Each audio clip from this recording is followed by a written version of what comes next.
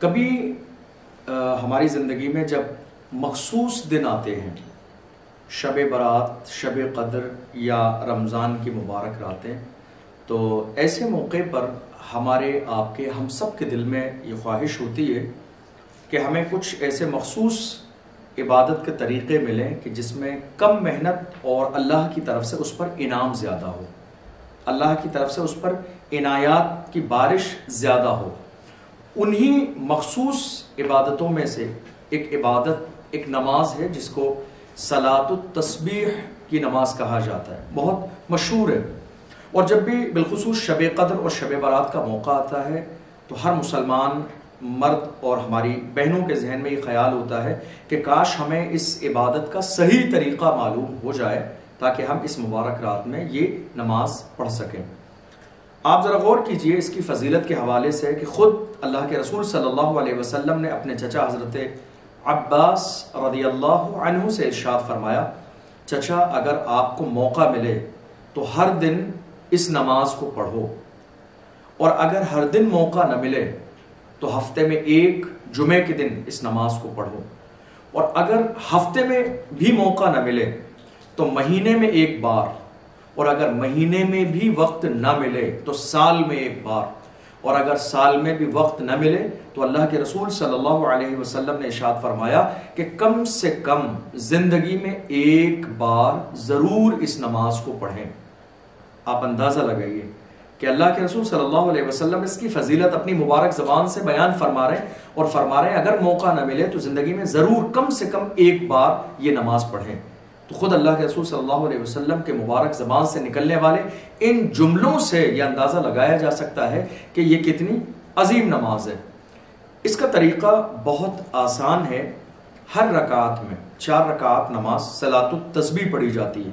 بہت سی جگہوں پر لوگ جماعت کا اہتمام کرتے ہیں، لیکن کتابوں میں چونکہ یہ ایک نفلی نماز ہے تو اس کا جو افضل اور بہتر طریقہ ہے وہ یہی ہے کہ تنہا تنہا پڑھی جائے، ہر شخص اپنے طور پر اس نماز کو پڑھے چونکہ یہ نفلی نماز ہے۔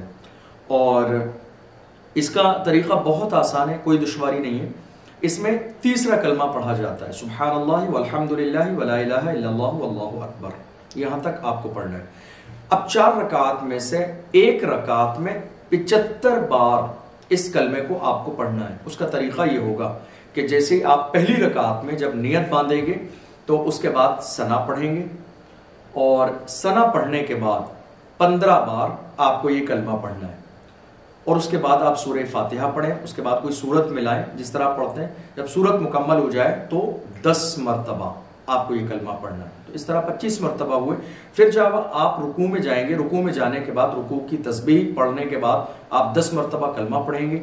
پھر اس کے بعد جب آپ اٹھیں گے سمیع اللہ لمن حمدہ ربنا لک الحمد کہہ کر پھر آپ 10 مرتبہ یہ تسبیح پڑھیں گے، تیسرا کلمہ پڑھیں گے۔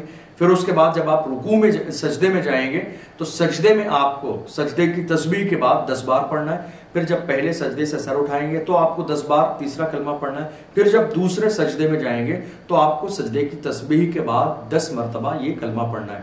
اس طرح آپ ایک رکعت میں 75 بار تیسرا کلمہ پڑھیں گے، سبحان اللہ والحمد للہ ولا الہ الا اللہ واللہ اکبر۔ تو اس طرح سے ایک رکعت میں، یعنی جب آپ حالت قیام میں ہوں گے تو آپ کو 15 بار پڑھنا ہے، اس کے بعد سورہ فاتحہ اور کوئی دوسری سورت پڑھنا ہے، اور سورت کے بعد 10 بار پھر آپ کو تیسرا کلمہ پڑھنا ہے، یعنی حالت قیام میں آپ کو 25 بار پڑھنا ہے۔ تو اس طرح سے یہ ہر رکعت میں 75 مرتبہ آپ کو پورے کرنا ہے۔ اور بہتر یہ ہے کہ یہ آپ جو ہے اپنے دل میں، اپنے خیال میں اس کو شمار کریں، اور الگ الگ یہ نماز پڑھیں۔ اور چونکہ شب برات آنے والی ہے، یہ مبارک موقع ہے، وقت بھی ہے، مرد بھی اللہ کے گھر میں مسجد میں بھی پڑھ سکتے ہیں، اپنے گھر میں بھی، اور ہماری ماں اور بہنیں اپنے گھر میں بھی اس عبادت کو کر سکتی ہیں۔ بہت بابرکت نماز ہے، بہت مخصوص عبادت ہے یہ۔ اس کے ذریعے اللہ دعاؤں کو قبول فرماتا ہے، پریشانیاں دور ہوتی ہیں، اللہ مرادوں کو پورا فرماتا ہے، غیب سے مدد فرماتا ہے۔ جن لوگوں کے رشتے نہیں ہوتے ہیں انہیں چاہیے کہ اس مبارک رات میں صلاۃ التسبیح کو بہت اہتمام کے ساتھ، محبت کے ساتھ پڑھیں، اور اس کے بعد اللہ کی بارگاہ میں ہاتھ اٹھا کر دعا کریں، تو انشاءاللہ اللہ کی ذات سے امید ہے کہ اللہ ان کی تمام تر جائز مرادوں کو اپنے کرم سے پورا فرمائے گا۔